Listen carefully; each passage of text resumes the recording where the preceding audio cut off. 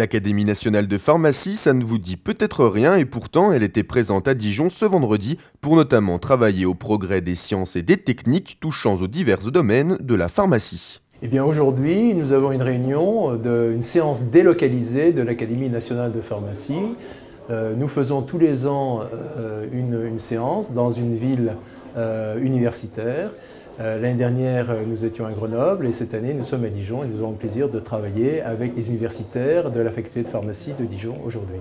Peu connue en France, l'Académie délocalise ses sessions de recherche pour mettre en avant ses travaux, mais aussi partager et mettre en commun les savoirs des meilleurs chercheurs universitaires du pays.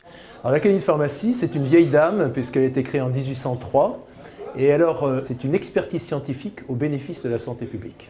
En fait, nous avons l'avantage d'être composés de gens venant de différents horizons, de différentes spécialités, de différentes expertises. Et nous sommes en mesure de traiter des problèmes qui sont des problèmes complexes, qui nécessitent justement ces différentes expertises de les mettre ensemble et de sortir un certain nombre de recommandations. Ça, c'est une de nos activités. Nous sommes des conseils des pouvoirs publics, officiellement d'ailleurs du ministère de la Santé. Et le deuxième aspect, c'est que nous sommes une société savante, c'est-à-dire que nous traitons de sujets très scientifiques avec des spécialistes qui viennent nous voir ou nous-mêmes intervenant sur ces sujets très scientifiques. Chaque ville sélectionnée pour accueillir l'Académie nationale de pharmacie a ses spécialités.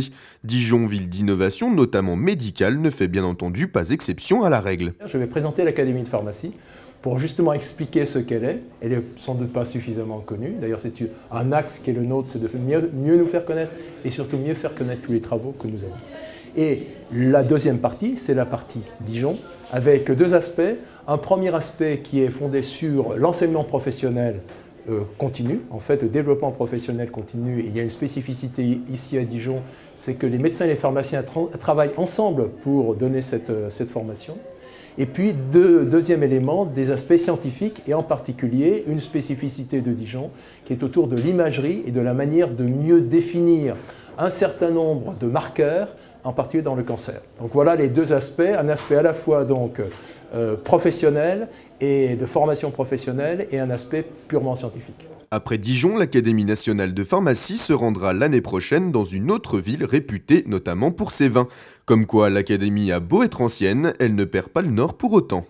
Et nous allons aller à Bordeaux. Donc on va changer de lieu et de vin, exactement. Et d'ailleurs, un certain nombre d'entre nous ont prévu d'aller demain soir au Clos Vougeot. Une réaction? Un témoignage? Commentez ce reportage sur dijonsanté.fr.